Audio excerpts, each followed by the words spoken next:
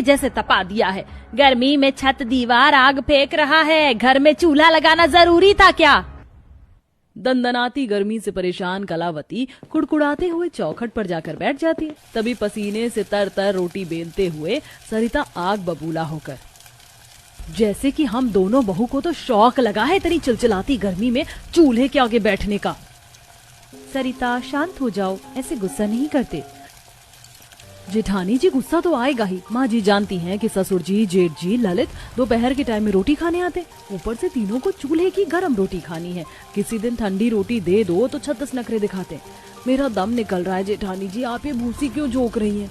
कितनी दुख आंच लग रही है, चूल्हे में लकड़ी लगा दीजिए। देवरानी जी लकड़ी खत्म हो गई है, 2 दिन से हम लकड़ी चुनने जंगल भी तो नहीं गए। ये भूसी झोंककर रोटी पकाने में पूरा शरीर लहक रहा है। थोड़ी देर में दोनों देवरानी जेठानी रोटियां बनाकर रख देती हैं। तभी दोनों बहू के बच्चे पसीने में नहाए स्कूल से घर आते हैं। मम्मी मम्मी मैं धूलते आधे भूत लगी है। तोतला कहीं का, इसको तो ठीक से स्कूल बोलना भी नहीं आता है। मम्मी मम्मी देखो ना, चलो भैया मेरा मजाक उड़ा ले, मेरी मम्मी इनकी पिट्टी पिट्टी कर दो।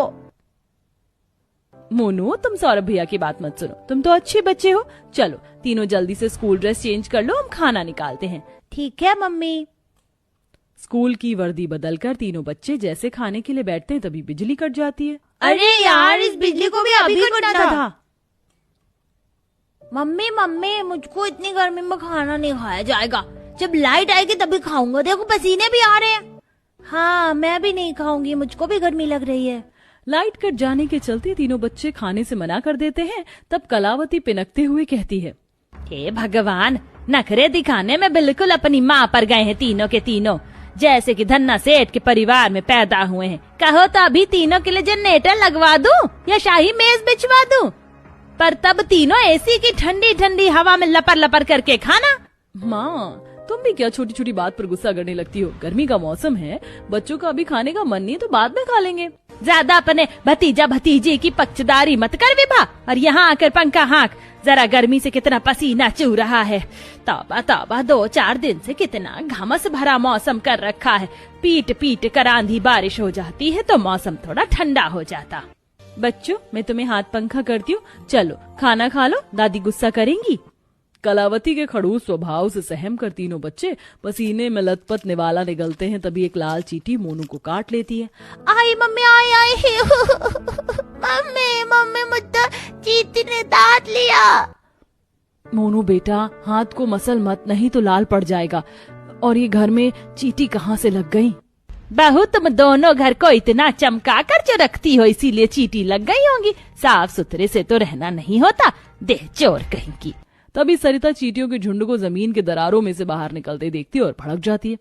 माँ जी ये चींटियां जमीन के अंदर से दरार में ठंडक से लगी हुई हैं। इस खंडहर मकान को मरम्मत की जरूरत है। छत और दीवार में जहाँ देखो दरार ही दरार हो रखी है। धूप की किरणें सीधे घर में घसती हैं और ऊपर से जमीन भी माटी की है, तो चींटी तो गड्ढे लगाएंगी ही। सरिता बहू तुझको इस कच्चे मकान में रहने में इतना दुख परेशानी हो रहा तो अपने पीहर वालों से पैसे मंगवा कर खुद ही मकान पक्का क्यों नहीं करवा लेती? इतने में तीनों जंगल से सर पर लकड़ियों का गाज लेकर घर आते हैं और आंगन में पटक देते हैं।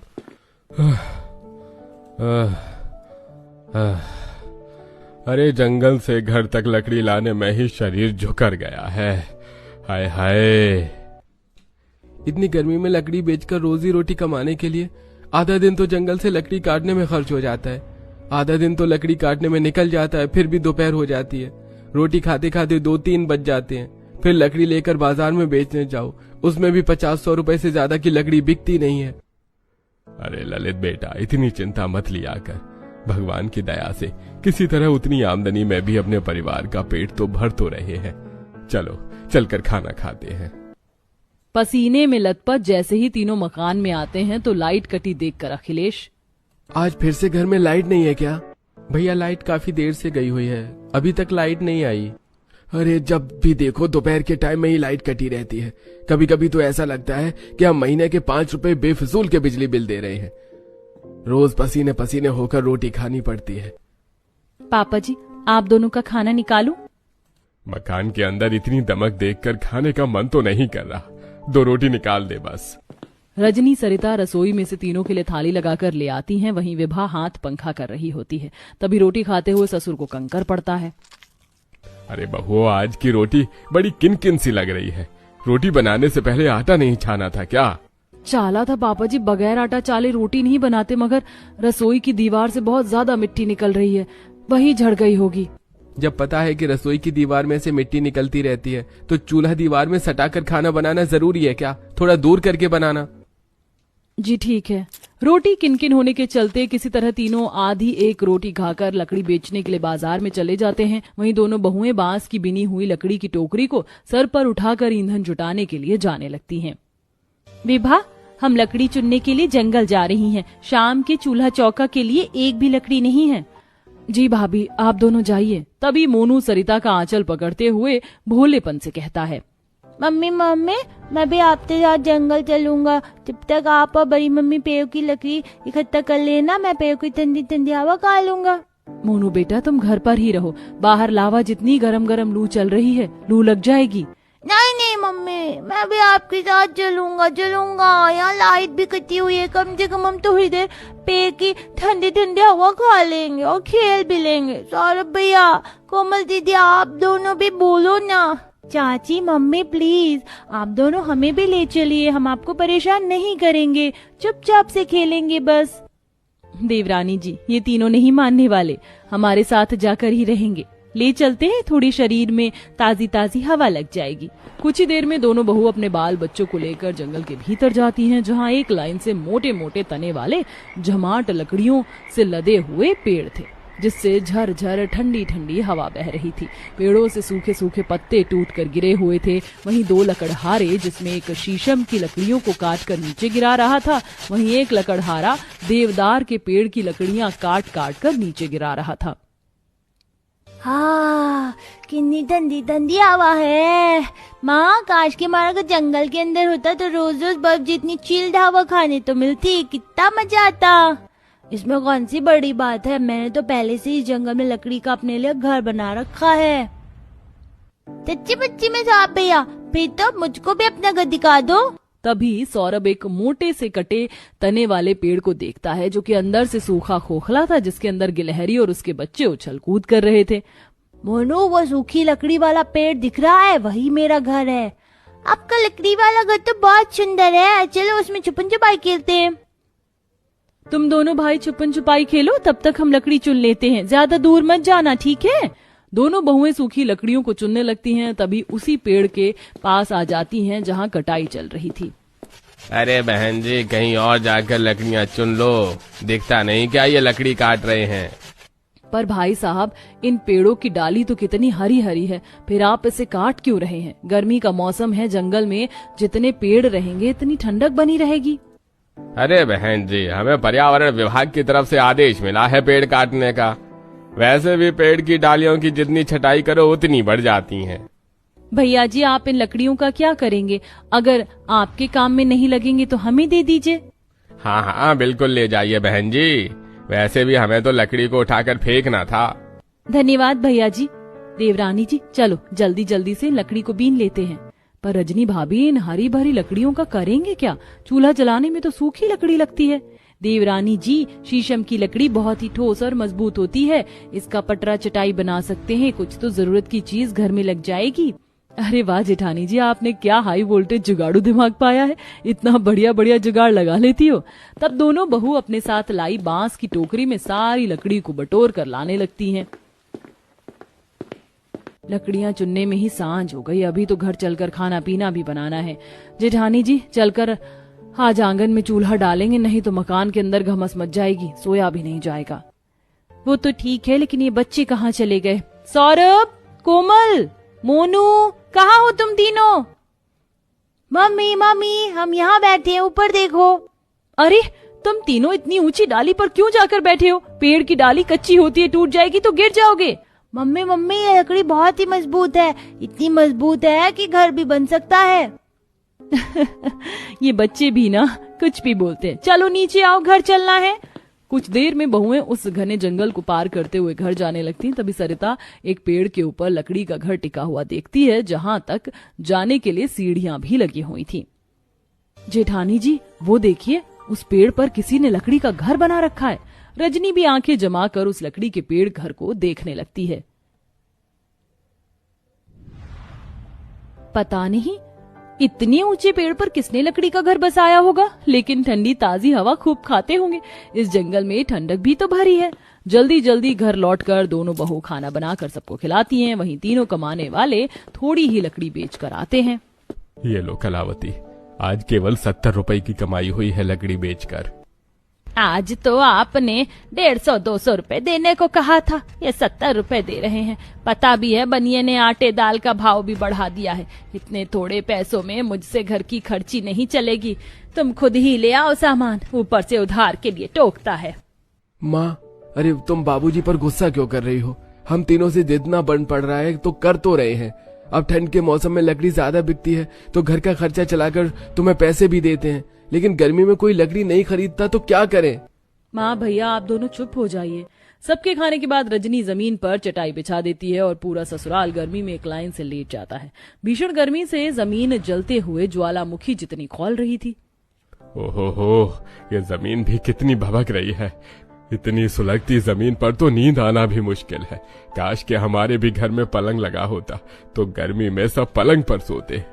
बिल्ली के ख्वाब में छींचड़े बड़े आए पलंग पर सोने वाले। अगर तुम बाप बेटे सही ढंग से कमाते तो पड़ोसी की तरह हमारे घर में भी पलंग, डाइनिंग टेबल, कुर्सी, मेज सब होता। हे भगवान, पता नहीं कैसी कलेशी लुगाई मिली है, जब देखो झगड़ा किए बगैर सोने नहीं देती।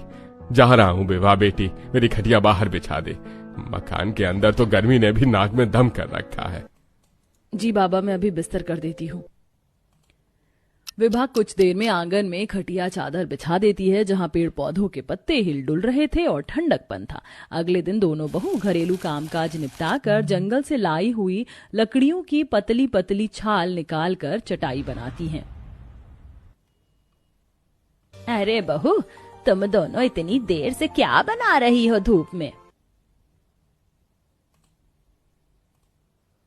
माँ जी, हम घर में बिछाने के लिए नई चटाई बना रही हैं। दरी का बिस्तर बहुत ज्यादा गर्म करते हैं, सोया नहीं जाता। तुम दोनों तब से अकेली चटाई बना रही हो, तब से मुझको भी बोलती तो मैं भी बिन देती। कलावती प्यार से दोनों बहू के साथ लकड़ी की चटाई बुनती है।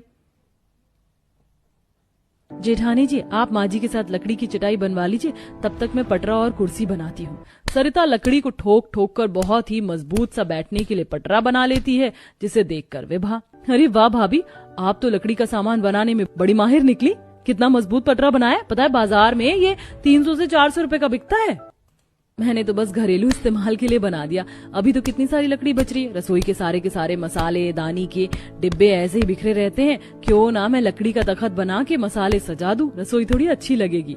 सरिता बची हुई लकड़ी से जुगाड़ लगाकर रसोई के दीवार पर लकड़ी के 3-4 खानों के 2 तखत बनाती है और एक बार मसाले के डिब्बे, दूसरे पर बर्तन और थाली वगैरह सजा लेती है, जिससे रसोई का नक्शा बदल सा जाता है। अब दोनों बहू जब भी जंगल जाती वहां से लकड़ी चुनकर ले आती और कभी बच्चों के लिए लकड़ी के खिलौने बना कर देती, तो वहीं एक दिन तीनों बच्चे खेलते हुए हाथ पंखा तोड़ देते हैं।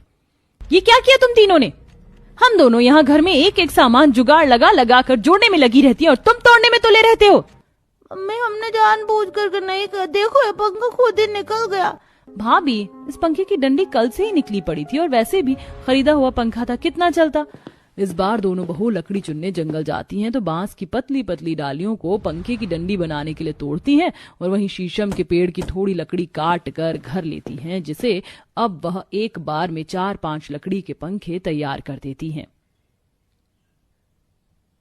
जेठानी जी, हमारा ये जुगाड़ भी काम कर गया। ये लकड़ी का पंखा वजन में कितना हल्का और कितनी तेज हवा कर रहा है। अपनी दोनों गरीब बहू के ठंडक भरे जुगाड़पन को देखकर कलावती उनकी प्रशंसा करने से खुद को रोक नहीं पाती। बहू, इतनी गरीबी और दुख देखकर भी तुम दोनों ने मेरे बेटों के साथ घर बसाया। ये मेरा सौभाग्य है कि तुम जैसी 2 जुगाड़ू बहू भगवान ने मेरी झोली में डाली। कलावती के मन में अपने लिए स्नेह भरा प्रेम देखकर दोनों बहू की आंखों में आंसू भर जाते हैं। ऐसे ही सिलसिला जारी था। समय गुजरता है। अब जब भी पड़ोसन ने कलावती के घर में आती तो उसकी दोनों बहू के लकड़ी के जुगाड़ को देखकर काफी प्रभावित होती है। और ये क्या बात है कलावती बहन, इतना सुंदर लकड़ी के डिजाइन का हाथ पंखा कहाँ से खरीद कर लाई हो? शशिकला बहन, मैंने ये पंखा कहीं से खरीदा नहीं बल्कि मेरी बहू ने बनाया है।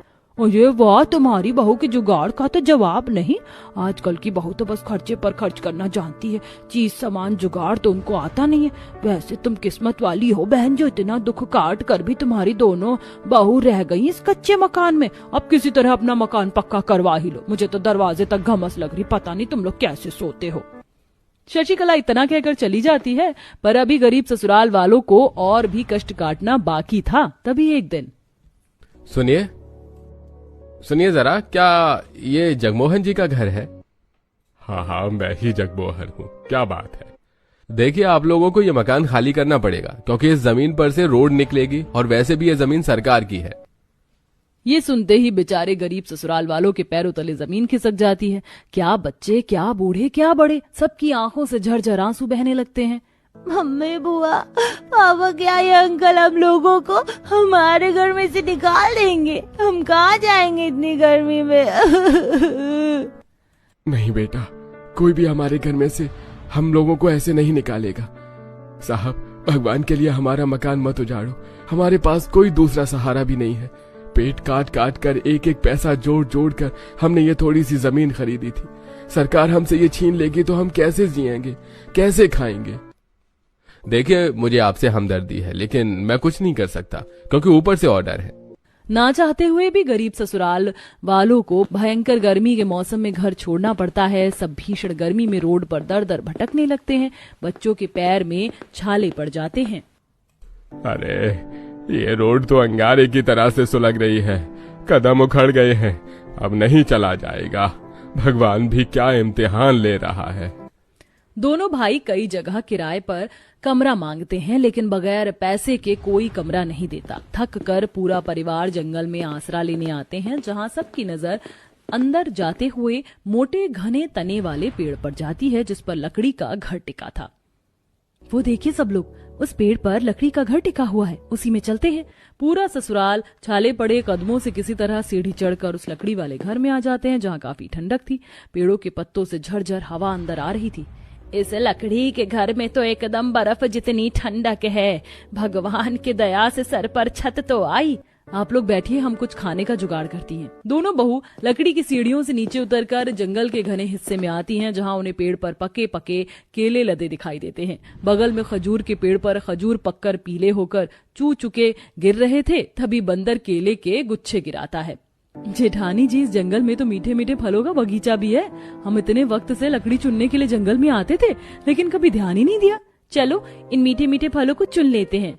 दोनों बहू जमीन में गिरे फलों को चुन लेती हैं और कुछ खजूर की झाड़ियां और केले के पत्तों को भी तोड़कर अपने साथ ले आती हैं। सब लोग फल से पेट भरकर सो जाते हैं। अगले दिन पेड़ घर का मालिक आ जाता है। अरे भाई, कौन हो तुम लोग और मेरे पेट में कैसे बस गए हो? भैया जी, दरअसल हमारा घर टूट गया है। दर दर की ठोकर खाते हुए पूरा परिवार बेआसरा भटक रहे थे, इसलिए बस ठिकाना ले लिया। देखो, मैं आप लोगों को यहाँ रहने देता, पर अब बरसातें लगने वाली हैं, तो मुझे यहाँ पर लकड़ी जमा करनी है। लकड़ी बेचकर ही अपना परिवार का पेट पालता हूँ। कोई नहीं भैया, हम अपने लिए दूसरा घर बना लेंगे, धन्यवाद। पूरा परिवार उस लकड़ी के घर से उतरकर नीचे आता और थोड़ा आगे बढ़ते हैं, जहां उन्हें एक बहुत ही विशालकाय देवदार का ऊंचा सा पेड़ दिखाई देता है, जिसके तने बहुत ही सख्त मोटे थे और डाली की लकड़ी भी बहुत ठोस थी। पूरा गरीब ससुराल उसी को चुनता है और अब सब मिलजुल कर घर बनाना चालू करते हैं। दोनों बहू अपने पतियों के साथ मिलकर लकड़ी काट काट कर लाती हैं। बच्चे सूखी घास वगैरह इकट्ठी करते हैं और वहीं सास मिट्टी का चूल्हा बर्तन बनाती है। ननद भोजन के लिए कच्ची सब्जी अनाज एकत्रित करती है और सब मिलकर लगभग 4-5 दिन में जंगल में लकड़ी का जुगाड़ घर बनाकर ठंडक भरे घर में रहन सहन करने लगते हैं।